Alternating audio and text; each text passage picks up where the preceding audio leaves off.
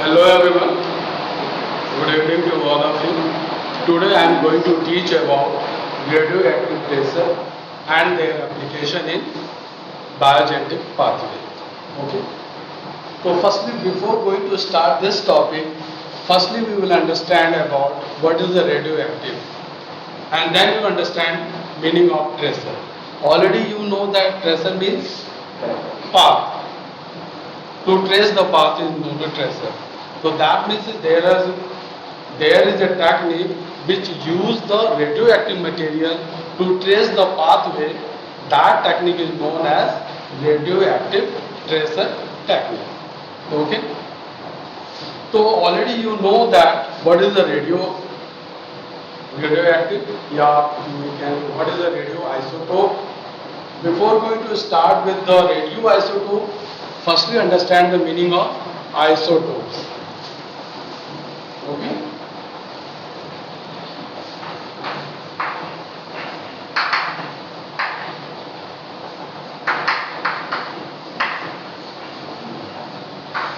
Radioisotope. ठीक, radio means यहाँ से मतलब रेडियो से मतलब ये नहीं कि बलून वाला म्यूजिक वाला रेडियो नहीं, इट इज मीन्स रेडिएशन। और आइसोटोप्स की अगर हम बात करें, आइसो मीन्स सेम और टोप मीन्स प्लेस। ठीक है, तो दैट मीन्स आइसोटोप्स मीन्स ऐसे element which are placed in same periodic table but have different atomic mass but have same atomic number. So we are going to discuss about firstly what is the radioisotope, and then I will types of radioisotopes, then I will discuss about how to use radioisotope to trace the pathway of living organisms. Okay. These radioisotopes are commonly used for plant as well as in animal also. Okay. तो already हम लोगों ने बचपन से ही पढ़ते आ रहे हैं कि जैसे कि आप लोगों ने how it is prove that in photosynthesis process oxygen is come from where. तो हम सभी लोग बोलते हैं कि oxygen come from where, it is from water. How it is proved that कि oxygen come from, how it is prove that, हम तो जानते तो हैं कि वाटर से आ रहा है, परंतु हमें कैसे पता चला कि वाटर से ही आ रहा है? Through bye using the radioactive material of oxygen, radio isotopes of oxygen O18 use किया। किसने यूज किया, याद है किसी को? क्रिस्टलिन, चलो देख लेंगे। जिस साइंटिस्ट ने भी यूज किया उसने प्रूव किया कि water is come from the oxygen is come from the water, it is by using the radio isotopes. ठीक है, तो that means to know the exact origin of any element या एनी मॉलिक्यूल। अब फिर आगे और आगे बढ़ चला, to know the exactly biosynthetic pathway. जैसे कि आप लोगों ने ग्लाइकोलाइसिस आपने पढ़ा कि अगर ग्लूकोज 6 का ब्रेकडाउन होके एंड प्रोडक्ट क्या मिल रहा है, 2 मॉलिक्यूल ऑफ पायरुविक एसिड मिल रहा है। How we will know that कि pyruvic acid is the breakdown product of glucose? कैसे पता चला? हेम्डन मेहरा पाथवे जो उन्होंने किया, जो साइंटिस्ट थे, कैसे प्रूव किया? They also use the same technique, same that means same using the radio isotope for glucose. ठीक है, उन्होंने कार्बन 14 यूज किया, उन्होंने लेबल कर दिया ग्लूकोज मॉलिक्यूल को। वो मॉलिक्यूल जब वो मॉलिक्यूल ब्रेकडाउन होने के बाद जो पायरुविक एसिड में आया, तो जो कार्बन ग्लूकोज से पायरुविक एसिड में आया, तो that we will know that ये जो रेडियो लेवल पायरुविक एसिड में कार्बन आ रहा है वो तो हमने ग्लूकोज को लेबल किया था, ये इसमें आ रहा है, इसका मतलब कि after all it is the product of glucose. उसी तरह से और भी intermediate C3 cycle, C4 cycle, जितने भी नंबर ऑफ पाथवे डिस्कवर्ड हुए वो सब रेडियो आइसोटोप यूज करके ही आइडेंटिफाई किए। अभी रिसेंटली अब जैसे क्लाइमेट चेंज हो रहा है, ठीक है, अब जैसे कि CO2 अब क्या है, CO2 के लिए तो मुझे नहीं पता अभी, परंतु SO2 के लिए, सल्फर डाइऑक्साइड के लिए लोगों ने, कुछ साइंटिस्ट जब सन 2000 में, अब साइंटिस्टों ने ब्लेम करना शुरू किया डेवलपिंग कंट्री को, मतलब developing country as well as सारे कंट्री एक दूसरे को ब्लेम करना शुरू किया, आप बहुत ज़्यादा पोल्यूशन कर रहे हो और बहुत ज़्यादा पोल्यूशन क्रिएट कर रहे हो और हम तो नहीं कर रहे हैं। फला व्यक्ति, फला जाति, जो डेवलपिंग कंट्री पे ब्लेम करती थी, तुम्हारे पास एफिशिएंट टेक्निक नहीं है और a lot of pollutants are release in the atmosphere, अपने रिफाइनरी बंद करो, अपने ये बंद करो। तो फिर हुआ कि how it is prove that कि कौन कंट्री कितना ज़्यादा इमिटर है, उसके लिए क्या कि जो कंट्री, कुछ कंट्री आगे बढ़ के आई, उन्होंने रेडियो एक्टिव प्रेशर यूज करना शुरू किया। क्या किया कि अगर सल्फर डाइऑक्साइड है, सल्फर डाइऑक्साइड का मेजर सोर्स क्या है, डीजल, ठीक है, और नाइट्रस ऑक्साइड का जो मेजर सोर्स क्या है, पेट्रोल। जो पेट्रोल व्हीकल है वो NO2 रिलीज करती है, नॉक्स, और जो डीजल व्हीकल है वो सॉक्स रिलीज करती है। अब वो देखना था कि अब कौन सी कंट्री से ज़्यादा आता है, कहाँ पे कैसे सर्कुलेशन है उनका पोल्यूटेंट का, ये साथ ही साथ पार्टिकुलेट मैटर का। पार्टिकुलेट मैटर क्या है, अभी आप लोग सभी लोग न्यूज़ सुनते ही होंगे कि क्या बोलते हैं कि Kanpur is the top one in terms of pollutant, we are living in top one city in terms of pollution.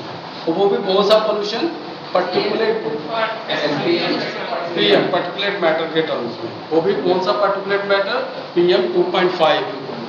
PM 2.5 क्या है, उसकी साइज है माइक्रोन, 2.5 माइक्रोन की साइज का है। हमारे एटमॉस्फेयर में PM 2.5 बहुत ज़्यादा है, ठीक है, तो जिसकी वजह से we are facing a breathing problem like that.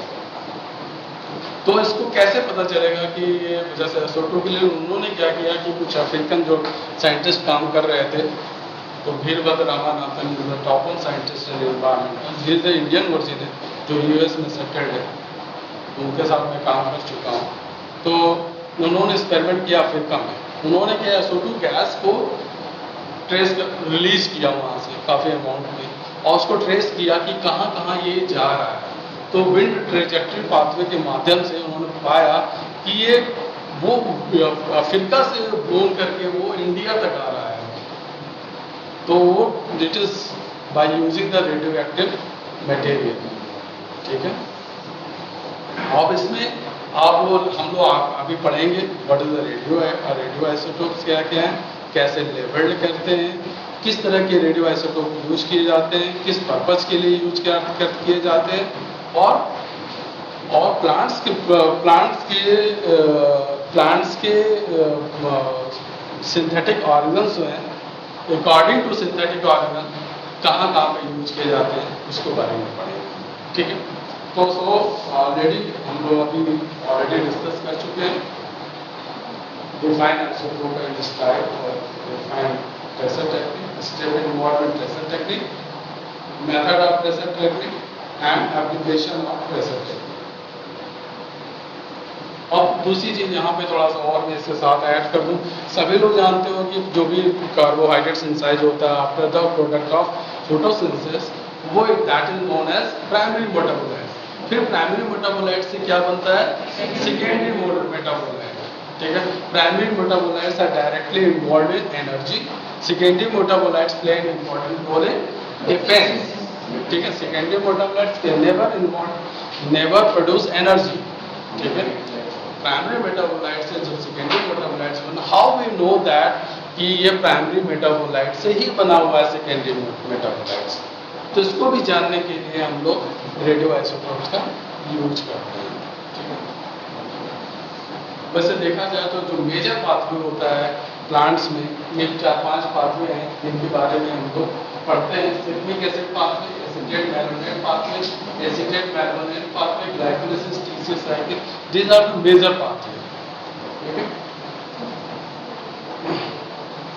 तो जो भी है, जो भी इंटरमीडिएट कंपाउंड्स बनते हैं, अगर जानने के लिए कि जिसका कोई भी रिएक्शन चल रहा है तो उसका इन प्रोडक्ट क्या है, इंटरमीडिएट प्रोडक्ट क्या है, there are various way to know that.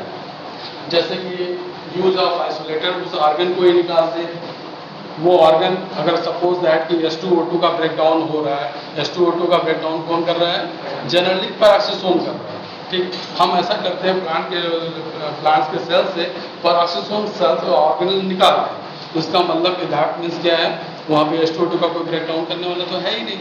तो इसका मतलब कि प्लांट सेल में H2O2 की मात्रा बढ़ने लगेगी। हाँ, तो इस तरह से हम आइसोलेट ऑर्गन करके भी चेक कर सकते हैं कि क्योंकि जैसे क्लोरोप्लास्ट हम निकाल दें तो ऑब्वियस सी बात है कि फोटोसिंथेसिस नहीं होगी, फोटोसिंथेसिस नहीं होगी तो कार्बोहाइड्रेट का फॉर्मेशन नहीं होगा। तो इस तरह से हम लोग ये करते हैं। परंतु इस तरह से जब एक्सपेरिमेंट करते हैं तो हम क्या कर रहे हैं, प्लांट्स को किल कर दे रहे हैं। एक तरह से तो किल ही तो कर दे रहे हैं और डिस्ट्रॉय कर दे रहे हैं उसको। उसी तरह ग्राफ्टिंग मेथड है, यूज ऑफ म्यूटेंट स्ट्रेन भी है। तो जीन को ही हम म्यूटेंट कर दे रहे हैं, वो जीन बनना है कि नहीं बनना है, वो उस पाथवे का एक्सप्रेशन होगा ही नहीं, तो लाइक। तो ये सारे प्रोसेस में क्या कर रहे हैं, somewhere we are using the, हम उसे उस प्लांट्स को हम उसका नेचर चेंज कर रहे हैं।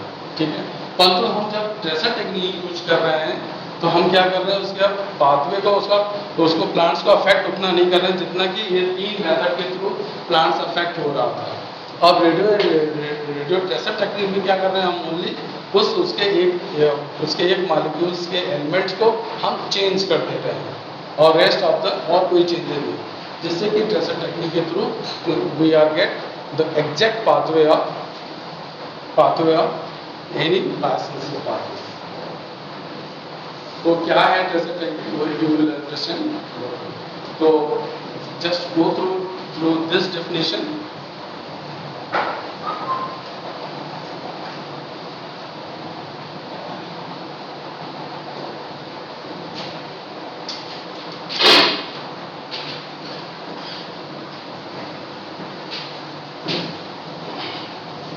In this technique, various isotopes, mainly the radioisotopes, are incorporated into presumed precursor of the plant metabolites. That means ये कोई भी metabolites है, जैसे ग्लाइकोलाइसिस है, उसका प्रिकर्सर मॉलिक्यूल क्या है, ग्लूकोज। उससे जैसे C3 साइकिल, उसका प्रिकर्सर मॉलिक्यूल क्या है, ग्लूकोज 1,5 बिस्फॉस्फेट। उसी तरह से TCA साइकिल चल रहा है, उसका प्रिकर्सर मॉलिक्यूल क्या, गायनिक एसिड और स्टाइलोएंजाइम लाइक। तो हम क्या कर रहे हैं, उसके प्रिकर्सर मॉलिक्यूल को आइडेंटिफाई करके उसमें ही हम लोग रेडियो आइसोटोप लेबल्ड कर दे रहे हैं। ठीक है, वही in this technique various isotopes, mainly the radio isotope, are incorporated into presumed precursor of plant metabolites and are used as a marker in biogenic experiment. It can be defined, it can be defined as a technique which utilizes the radioactive labeled compound to find out or to trace the different intermediate and steps involved in biosynthetic pathway in plant. साथ ही साथ इन product का भी तो हम जान सकते हैं, पर साथ ही साथ इंटरमीडिएट क्या क्या स्टेप्स फॉर्मेशन हो रहे हैं उसके बारे में भी जान सकते हैं। जैसे शुरुआती दौर में ग्लूकोज 1,5 बिस्फॉस्फेट से, जब ये रेडियोएक्टिव ट्रेसर नहीं था, जब शुरुआती दौर में, तो ग्लूकोज 1,5 बिस्फॉस्फेट से डायरेक्टली साइंटिस्ट को जो भी स्टडी कर रहा था उसको डायरेक्टली डिसल्फाइड 3 फॉस्फेट मॉलिक्यूल मिल रहा था, परंतु बीच में एक कंपाउंड और मिलता है जो इंटरमीडिएट है, उसके बारे में साइंटिस्ट को पता नहीं चल रहा था। ठीक है, परंतु जब रेडियो आइसोटोप थोड़ा एडवांस हुआ तो देन इसके बारे में पता चला कि ग्लूकोज 1,5 बिस्फॉस्फेट के बाद डिसल्फाइड प्रोसेस से पहले भी एक इंटरमीडिएट कंपाउंड बनता है जो फॉर्मेशन होता है। ठीक है, अभी वो काफी लंबा सा नाम है, कभी पढ़ना तो देख लेना आपने। तो through radio isotope we are able to know the intermediate steps. अब जैसे what is the isotopes, already we have discussed that, just go through it. These are the elements having the same atomic number but differing in mass number. Identity of atomic number places the isotopes in the same place in periodic table. Thus, in isotope, the number of proton is same while the number of neutron is different. तो कई बार क्या आप net के exam में पूछा भी जाता है क्वेश्चन सी में कि जैसे कि वन ऑफ द ये सेक्शन बना देगा कि रेडियो आइसोटोप की क्या कैरेक्टरिस्टिक्स है। तो रेडियो आइसोटोप किस में डिफरेंट होते हैं, प्रोटॉन के नंबर में, इलेक्ट्रॉन के नंबर में या न्यूट्रॉन के नंबर में। तो आप already you know that different in neutron. अब जैसे कुछ एग्जाम्पल आपके सामने दिया हुआ हाइड्रोजन के 3 आइसोटोप्स हैं, one is hydrogen, second is deuterium and third one is tritium. अब क्या है कि आप देख रहे होंगे इसमें जो अपर वन लिखा हुआ है तो ये क्या है, मास नंबर है, ठीक है, और अब नीचे तो 1 ही है, सबका एटॉमिक नंबर है 3। अब ये डिफरेंट किसमें होगा, यहाँ पे न्यूट्रॉन। पहले में न्यूट्रॉन 0 है, दूसरे में न्यूट्रॉन 1 है, तीसरे में न्यूट्रॉन 2 है, ठीक है। उसी तरह कार्बन है, कार्बन 12, कार्बन 13, कार्बन 14। कई बार क्या होता है आपकी कंडीशन में आपसे पूछा भी जाता है कि कार्बन 14 किस किस पाथवे को आइडेंटिफाई करने के लिए यूज किया गया, कार्बन 13 कहाँ यूज किया गया, कार्बन 12 कहाँ यूज किया गया। ये तो फिलहाल दो जब टेस्ट एग्जामिनेशन आयोग का हो गया, यहाँ पे इस तरह के क्वेश्चन श्योर पूछे जाते हैं, ठीक है। और ट्राइटियम का यूज कहाँ किया आप लोगों ने, एक बड़ा है ट्राइटियम का यूज, ट्राइटियम का यूज रेप्लिकेशन में कहीं पे याद है किसी को? डीएनए रेप्लिकेशन में तो फिलहाल नाइट्रोजन का यूज किया गया है, नाइट्रोजन 14 और 15, परंतु ट्राइटियम का यूज आरएनए के केस में किया गया है। अब एग्जैक्टली मुझे याद नहीं आ रहा, आप लोग श्योर देखना रोल ऑफ ट्राइटियम का रोल ट्रांसक्रिप्शन के प्रोसेस में है। तो there are 2 types of isotopes, ठीक है, 2 तरह के आइसोटोप्स होते हैं, one is radio isotopes and another is stable isotopes. अब 2 तरह का डिफिनेशन का क्या मतलब है, 2 तरह के आइसोटोप्स का क्या मतलब है।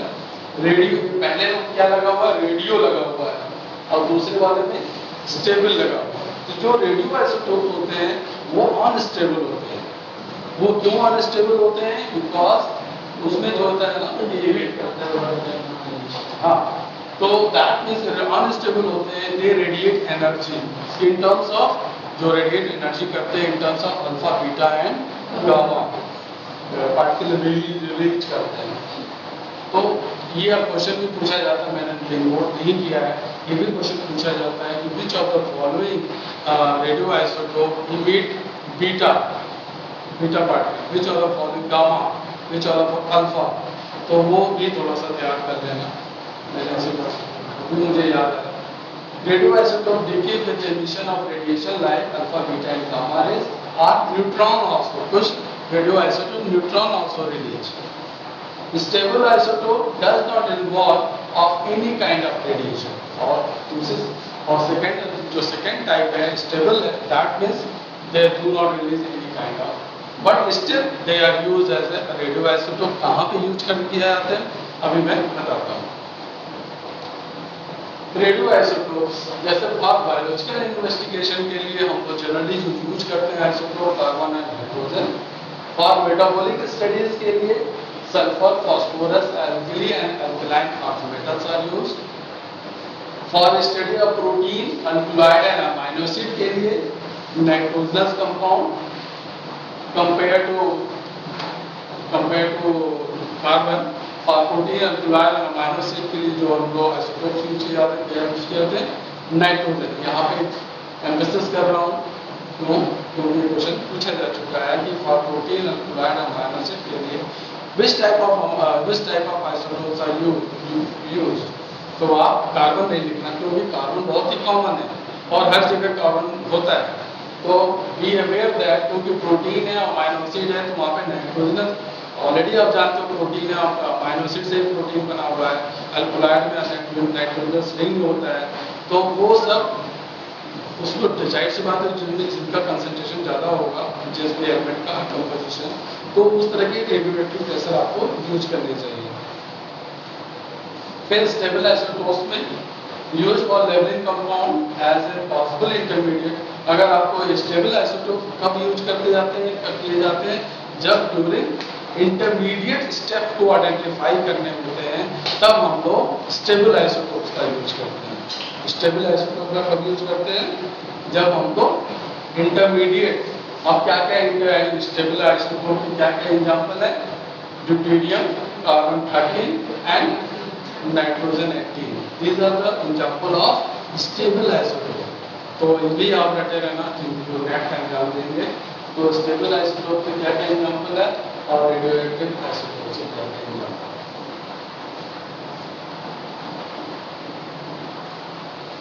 ठीक है, तो that means to how it is work, it is just picturization in front of you. Utilizes radioactive level compound radio tracer to trace or find out the path that the radioisotope follows from, कहाँ से, reactant होगा, कोई भी precursor molecule होगा, that make it intermediate molecule और final make it product। इस तरह से क्या होता है कि through a radioisotope we are able to exactly know the pathway।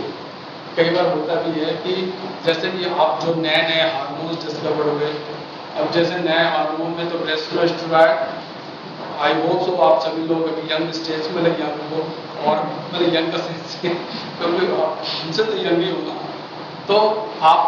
तो हम लोगों ने अपने जमाने में ब्रेस्टोएस्ट्रॉइड का नाम नहीं सुना था, परंतु जब पढ़ाने गए नेट वालों को तब वो पढ़ लिया था, धीरे इंजीनियर आ गए थे, परंतु हम लोग जब एमएससी में थे तब ब्रेस्टोएस्ट्रॉइड की कोई चर्चा नहीं। ये चर्चा आई ब्रेस्टोएस्ट्रॉइड के 2005 के बाद, काम पहले से चल रहा होगा, परंतु इंडियन राइटर में जब तक ना आया तब तक माना नहीं जाता कि कोई काम नहीं, और फॉरेन राइटर के तो हम लोग पढ़ते नहीं थे, तो लेटर ऑन तो पढ़ने लगे तब लगने लगा। तो फिर भी ब्रेस्टोएस्ट्रॉइड को मान्यता जो मिली एज ए मेजर हार्मोन के तौर पे आफ्टर 2010 के बाद ही मिली कि इसको भी ब्रेस्टोएस्ट्रॉइड को भी इसे यूनिवर्सल हार्मोन समझा जाए। तो सबका मेजर रोल प्ले किया गया इसके द्वारा रेडियोआइसोटोप्स के थ्रू, क्योंकि ब्रेस्टोएस्ट्रॉइड के क्या क्या पाथवे हैं, क्या क्या मैकेनिज्म है, कौन कौन से फिजियोलॉजिकल एक्शन दिखा रहा है, somewhere radioisotope play an very important role.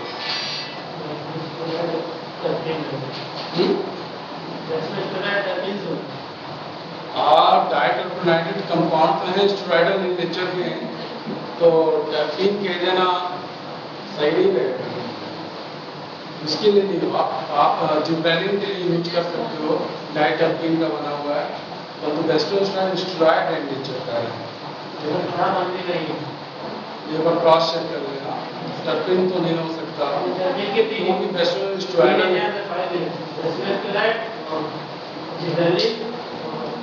चलो अभी क्लास खत्म होगी तो मेरे पास लैपटॉप में है, मैं अभी देखता हूँ।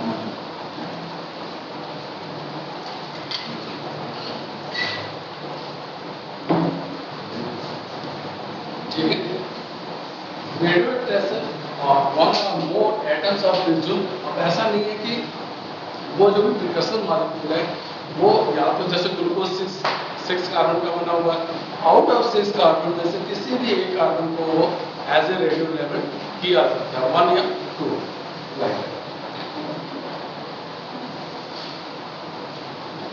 Radio level tracer, radio level compound when one or more atom of a chemical compound is replaced by radioisotope. It is used for the study of biosynthetic pathway, so that is known as radio tracer. The technique which utilizes radioactive labeled compound to find out and trace various precursors and intermediate involved at different stages of biosynthetic pathway at a given time and given rate and time is known as radioactive technique। जैसे कोई precaution molecule है, इसको radio level कर दिया गया, तो जाहिर सी बात है इसका जो एलिमेंट जो भी केमिकल वो होगा एलिमेंट वो ट्रांसफर होगा, बी में जाएगा, बी से सी में जाएगा, सी से डी में जाएगा और डी से ई में जाएगा। अगर वो ट्रांसपोर्ट हो रहा है इसका मतलब कि ये जो इंटरमीडिएट कंपाउंड बन रहे हैं वो प्रिकर्सन मॉलिक्यूल के ही पार्ट हैं, उसी से ही ट्रांसफॉर्म होता जा रहा है। अगर सपोज दैट यहाँ से बना और सी में नहीं गया, इसका मतलब कि जो सी में फॉर्मेशन हुआ वो कहीं और से आ रहा है, किसी और पाथवे के थ्रू से आ रहा है। तो through this technique we are able to know the biosynthetic pathway of the organs. आपको अखंड दिख रहा है तब से पीछे जो है ठीक है, ठीक है। Significance of tracer technique already I have discussed it. Just go through it. Tracing of biosynthetic pathway by incorporation of radioactive isotopes of carbon 14 into phenylalanine, जैसे कई बार phenylalanine की biosynthesis देखनी हो, how phenylalanine amino acids are synthesized, we are able to do that through radioisotope. दूसरा, location and quantity of compound, मतलब कि जो भी कोई कंपाउंड कितना सिंथेसाइज हो रहा है, कहाँ सिंथेसाइज हो रहा है, we are easy to identify. वो सेल के साइटोप्लाज्म में जा रहा है कि वो क्या बोलते हैं कि न्यूक्लियस में है कि राइबोसोम में है कि यार्क है, where it is located any compound. जैसे हमने बताया कि वो स्टेरॉयडल नेचर का है, स्टेरॉयडल नेचर का है तो वो न्यूक्लियस में जाके अटैक करेगा। अगर nucleus how I we know that, तो वह न्यूक्लियस में जाता है। इसका मतलब कि कुछ ना कुछ हमें तो सेल ऑर्गेनेल उसका तो अल्ट्रा स्ट्रक्चर हम लोगों को पता चल ही चुका है, तो हम क्या करेंगे, स्टेरॉयड को लेबल कर देंगे और वो मॉलिक्यूल्स जहाँ जहाँ वो ट्रांसलोकेट करके जाएगा उसके पाथ को हम आइडेंटिफाई कर लेंगे। फिर फाइनली हम देखते क्या है, वो न्यूक्लियस के अंदर जा रहा है। तो न्यूक्लियस दैट मीन्स इसका जो मोड ऑफ एक्शन है through directly affect the genome. तो through radioactive tracer method we are able to know the exact quantity and location of the compound या element. Different tracer for different studies. For studies on nitrogen and amino acid, level nitrogen gave more specific information as compared to carbon. Already criteria क्या है? Criteria for tracer technique. The starting concentration of tracer must be sufficient with stand resistance with dilution in course of metabolism. Suppose that कोई metabolism चल रही है, glycolysis हो रही है, suppose that उसको सेकंड लग रहे हैं, तो ऐसा ना हो कि जैसे वो ग्लूकोज से फ्रुक्टोज 1,6 फॉस्फेट बना उतने में ही वो यूटिलाइज हो जाए या उतने में डिस्ट्रॉय हो जाए, या उसका कंसंट्रेशन सफिशिएंट अमाउंट में होना चाहिए। और साथ ही साथ उस सेल के ऑर्गेन्स में उसको और कोई स्कैवेंज करने वाला ना हो, उसको डिस्टर्ब करने वाला ना हो, ठीक है।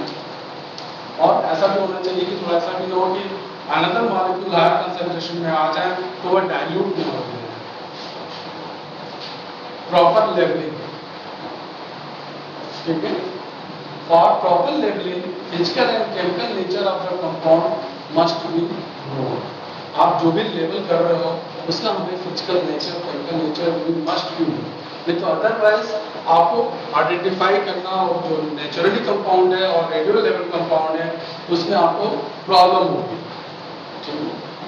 उसका आपको फिजिकल और नेचर पे आप already know that. Level compound should involve in the synthesis reaction. उस रिएक्शन में उसको इन्वॉल्व, आपको ऐसा रेडियो लेवल लेना भी होना चाहिए जो उस रिएक्शन को पार्टिसिपेट कर पाए। ऐसा नहीं कि वहाँ पे आपने अमाइनो एसिड, आपको अमाइनो एसिड का पाथवे या फिर अमाइनो एसिड देखनी है और वहाँ पे आप क्या बोलते हैं कि आपने कार्बन भी यूज कर लिया, तो वो उतना हेल्पफुल नहीं होगा आपके रिएक्शन को आइडेंटिफाई करने में, ठीक है। लेवल should not damage the system to which it is used. और साथ ही साथ ऐसा भी आपको रेडियो लेवल नहीं ले लेना है कि जो वो डैमेज कर दे सेल्स के टिश्यू को। और जनरली जो मॉडरेटर है, गामा है, अल्फा, जो अल्फा इमिटर होते हैं वो हाईली एनर्जाइज होते हैं, तो उनको थोड़ा अवॉइड करना चाहिए। जनरली हम लोग गामा और बीटा का ही यूज करते हैं। एडवांटेज हाई सेंसिटिविटी है, easily identified instrument, applicable to all organs, wide range of isotopes are available in nature, more reliable, easily administration and isolation procedure also. give accurate result with proper metabolic time and technique applied. Okay. इसमें कोई point है जो समझ में आ रहा है? मतलब कि उसके एडवांटेज क्या है रेडियोएक्टिव प्रोसेस को, why we are using, because it is highly sensitive है। वो ऐसा नहीं होगा कि वो क्या बोलते हैं कि वो आप कार्बन लेवल करें वो जाके नाइट्रोजन से बाइंड कर ले या किसी अनदर फॉस्फेट से जाके बाइंड कर ले। आप जैसे डीएनए का स्ट्रक्चर देखा गया, how it is possible, it is also possible by the radioisotope. जब रेडियो टेक्निक नहीं तब कैसे? तब तो नहीं थी, तो फिर ना डीएनए का स्ट्रक्चर था, किसी का भी स्ट्रक्चर नहीं था। नहीं मान नहीं लिया तब तो कुछ था ही नहीं ना, तब तो सर ये टेक्निक का दिया हुआ स्टेजल दिया ये एमपी पाथवे जो वो लोग कह रहे थे उसमें कर रहे थे क्या कहते हैं ग्लाइकोलाइसिस कर रहे थे। तो उन्होंने क्या किया था कि एवरी सेकेंड बाद उसको किल कर दो। हाँ, या तो किल करके आप काम करते रहो। एस्टिमेट कैसे करें? किल करके एस्टिमेशन अब या तो उनको पहली बात हो कि वो जो स्टेप चल रहे हैं ग्लाइकोलाइसिस के 10 स्टेप वो कितने सेकंड में पूरा हो रहा है। कई बार जब हमको पता चल जाता है कि 5वें सेकंड के बाद ये स्टेप बनना है, उससे पहले ही उस स्टेप को या तो रोक लिया जाए। और वो कैसे रोकने का क्या तरीका है, जैसे कि हम लोग करते थे इम्यूनोलॉजी में करते थे वो काम, वो क्या करते थे उन्हें पता था कि बीटा या बी सेल का फॉर्मेशन इतने मिनट के बाद होता है, तो बी और टी सेल का कुछ टाइमिंग डिफरेंट है। तो क्या करते थे उससे पहले ही चूहे को मार देते थे या काट के उस आर्गन को वो मैरो को निकाल लेते थे वो, ताकि वो चीज़ वो टी या टी आती है तो वो इस तरह से काम करते थे। उसी तरह से कुछ होता होगा, अभी मैंने इस फील्ड में काम तो नहीं किया है तो कुछ ना कुछ मेथड तो होगा, परंतु जैसे जैसे मैडम की हुई और लोगों ने बहुत अच्छा काम टाइम कितना लगाना होगा? बहुत टाइम। ऊपर से क्या जो रेडियोएक्टिव डिके होता है जो नेचुरली होता है वो हजारों सालों में समय लेता है, और परंतु जो लैब में आइसोटोप यूज होते हैं वो मिनट्स लेते हैं। तो जो भी इतने आइसोटोप हम लोग देख रहे हैं वो नेचुरली ऑकरिंग नहीं है, वो सिंथेसाइज्ड रेडियो आइसोटोप्स हैं। पता चला कि आप रेडियो आइसोटोप से काम कर रहे हैं हजारों साल बैठे हुए तो इट इज टू मच। तो ऐसा आपको आइसोटोप्स भी लेना है जो जिसकी वो 24 आवर साइकिल्स में वो और उसको डिके होने का मतलब वो अपनी इमिट करता रहे और वो कंप्लीट हो जाए। पता चला कि वो बहुत समय ले रहा है डिके होने में। ठीक है, लिमिटेशन क्या है? It is a kinetic effect, chemical effect, radiation effect, radiochemical purity and high concentration distort the result of। ठीक है, अब जाहिर सी बात है कि रेडियोएक्टिव मटेरियल्स है, केमिकल्स है, it somewhere it will hamper the plants also, plants as well as animals also। Radiation effect also because it releases alpha, beta and gamma particles। Already you know that these particles are not good for plant health as well as human being also। तो so that आपको किस amount में लेना, किस concentration में लेना है, ये आपको अकॉर्डिंग टू एक्सपेरिमेंट आपको जैसे से आगे बढ़ते रहेंगे आपको पता लगने लगेगा कि इतना ही कंसंट्रेशन यूज करना चाहिए। जिससे बियॉन्ड कंसंट्रेशन यूज करेंगे तो that will damage the plant and tissue.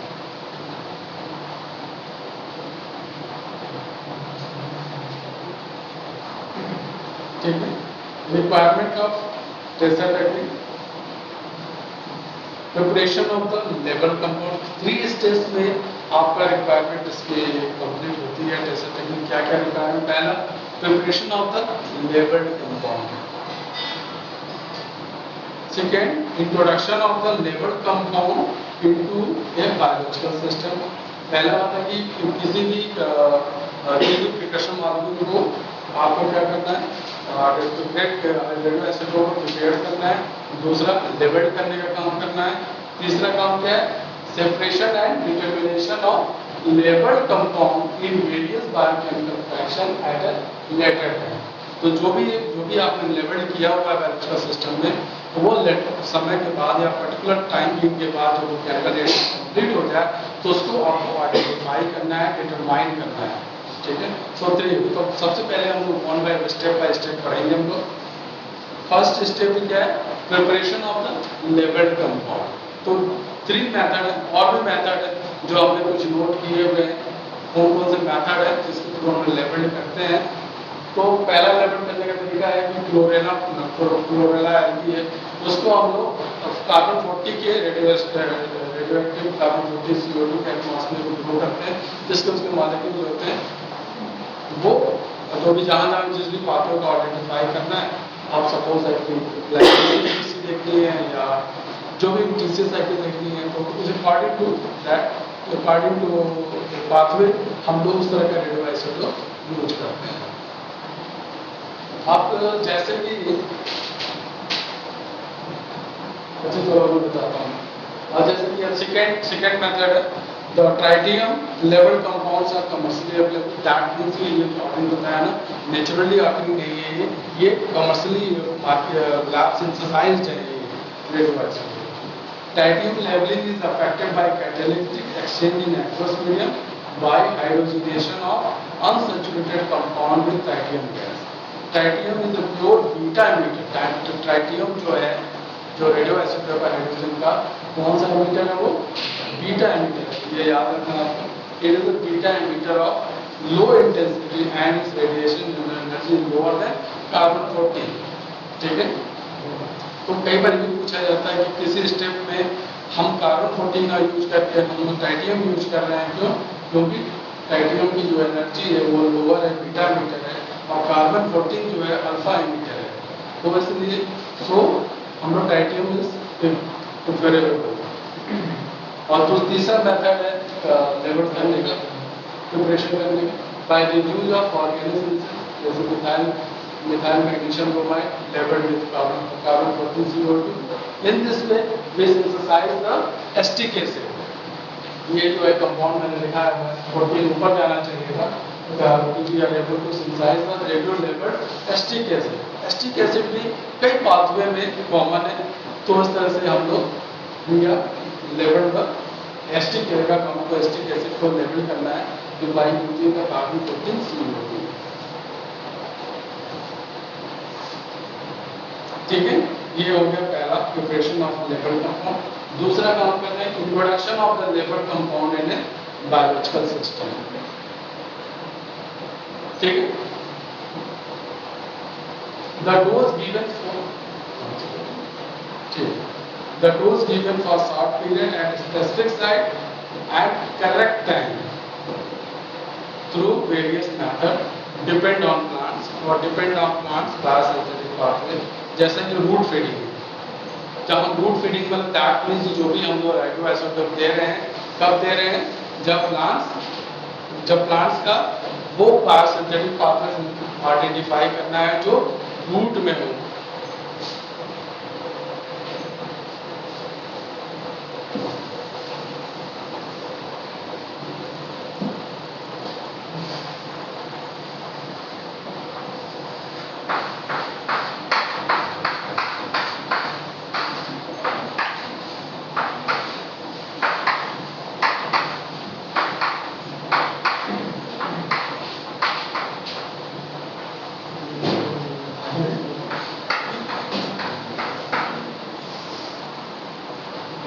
अब सपोज है कि यहाँ पे रूट फीडिंग के रूट फीडिंग कब दोगे आप? जैसे कि आपको धतूरा है, धतूरा का केस है, टोबैको प्लांट्स है।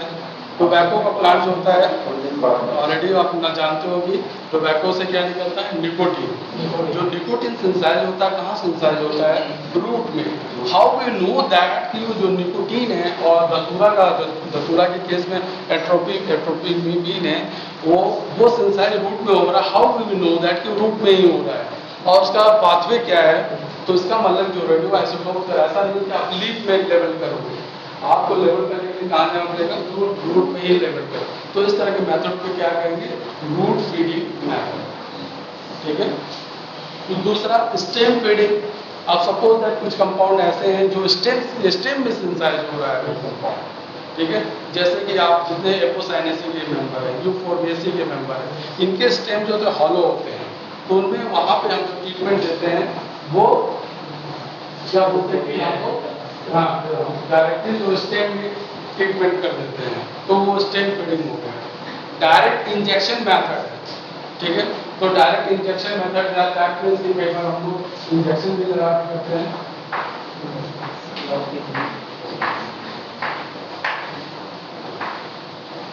तो डायरेक्ट इंजेक्शन मेथड से भी इंसर्ट करते हैं हम लोग, जैसे कि आप लोगों ने ये प्रूव करने के लिए कि phloem is responsible for solute translocation not water. शुरुआती दौर में ये था कि वाटर ही सबको, जाइलम ही सब कुछ करता है, फ्लोएम के बारे में उतना आइडिया नहीं था, बट लेटर ऑन पाया गया कि नहीं जाइलम के जो फ्लोएम का ट्रांसलोकेशन है वो that is perform by the solute का ट्रांसलोकेशन है that is perform by the phloem. उन्होंने क्या किया था, आपको ऑलरेडी पता है कि जो जाइलम होता है अंदर की साइड में है और बाहर की तरफ फ्लोएम है। तो उन्होंने क्या किया कि जो सिरिंज से इंसर्ट किया CO2 वो फ्लोएम के आउटर सेल्स में इंटर किया, ठीक है, तो देखा कि वो सोल्यूट जो ट्रांसलोकेशन हो रहा है दैट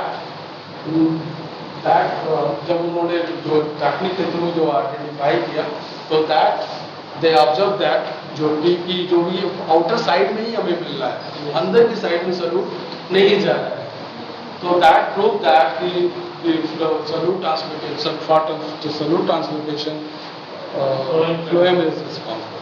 उसमें उन्होंने कार्बन 14 CO2 यूज किया था, ठीक है। इनफिल्ट्रेशन मेथड में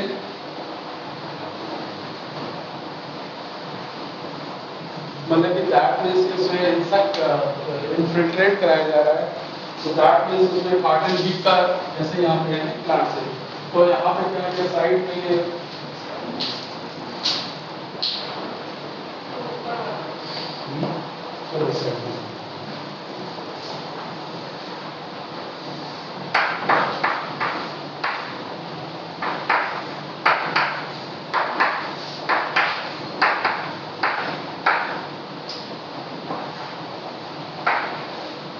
उन्होंने क्या किया कि कॉटन हीट का प्रयोग किया,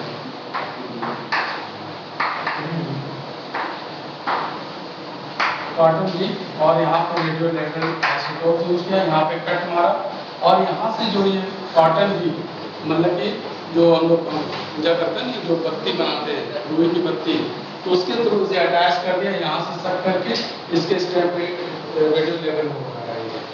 तो इस तरह के मेथड को इनफिल्ट्रेशन मेथड कहते हैं, ठीक है।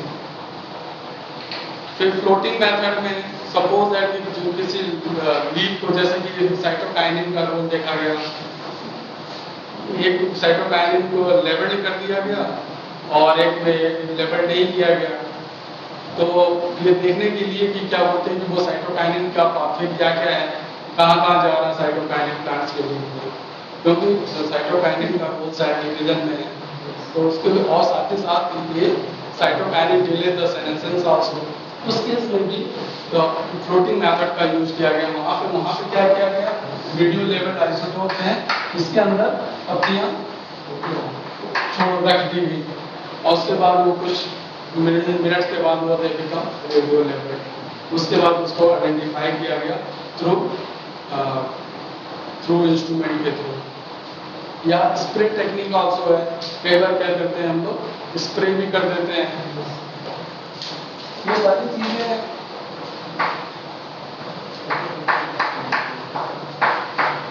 स्प्रे टेक्निक है, तो स्प्रे करके भी हम लोग हार्मोन का ट्रीटमेंट या रेडियो आइसोटोप्स का लेवलिंग कर सकते हैं। क्योंकि जो स्प्रे करने से कहते हैं जब वो स्प्रे करेंगे तो प्लांट्स के अंदर किसके माध्यम से जाएगा, इंस्ट्रूमेंटा कहते हैं, इंस्ट्रूमेंटा through various method through we are able to insert the radio isotope inside the plant. तो कौन कौन से मेथड है जिनके through we are able to detect and determine the concentration of radio isotopes. There technique है, ये technique भी पूछा गया है, which of the following technique is used for the identify the radio isotopes. तो आपको टेक्निक भी थोड़ा सा अब जनरली फेमस हमारे बीच में क्या है, बहुत ज़्यादा फेमस है, एक ईगन मुलर काउंटर है, दूसरा सेंटिलेशन काउंटर है। ये जो हम लोग बहुत सुनते रहते हैं, परंतु और भी टेक्निक है जो जिनका रेडियोआइसोटोप को आइडेंटिफाई करने के लिए यूज होता है। जो केमिस्ट्री वाले हैं वो NMR बहुत यूज करते हैं केमिस्ट्री में। तो वो कोई ऑर्गेनिक मॉलिक्यूल सिंथेसाइज करते हैं तो जानने के लिए उसका केमिकल नेचर और उसका आपको फॉर्मूला जो भी उसका डिटेल स्ट्रक्चर जानने के लिए, तो वो रेडियोआइसोटोप से लेबल कर देते हैं। NMR जो है उसे उसका क्लियर कट क्रिस्टल पिक्चर वो ड्रॉ करके देता है studio. Auto radiography is also level है। तो ये ढेर सारे मेथड हैं, उनको मैंने जानबूझ के नोट किया सारे मेथड, क्योंकि पूछा जाता है कि which are the following instrument is used for to identify और डिटेक्ट द रेडियोआइसोटोप। तो इन दिस में आप हम लोग हमने इसमें से हमने जो देखा है इंस्ट्रूमेंट गूगल मुलर का देखा हुआ है, हमने यहाँ पे नहीं, यहाँ पे देखा है कि जब मैं हैदराबाद गया वहाँ पे national geo science research institute है NGI, तो वहाँ पे हमने उसको देखा है। तो गूगल बेसिकली जो जियोलॉजी बोलते हैं ना, वो भी यूज करते हैं वो जानने के लिए कि कोई भी गैस पाइपलाइन कहाँ पे जाकर फ्रैक्चर हो रही है, मतलब जहाँ पे इंड हो गई है कभी तो फ्लो तो सही था, अब वो जमीन के अंदर वो तो जा नहीं पाएंगे, तो वो क्या करते हैं रेडियोआइसोटोप से वायर के थ्रू इंसर्ट करते हैं और उसके बाद जानने के लिए, और वो रेडियोआइसोटोप से वो इमिट करेगा ये इमिशन, तो उसको इंस्ट्रूमेंट के through they are able to identify them. तो वो सब फ्रैक्चर टेक्निक कहते हैं उनकी भाषा में।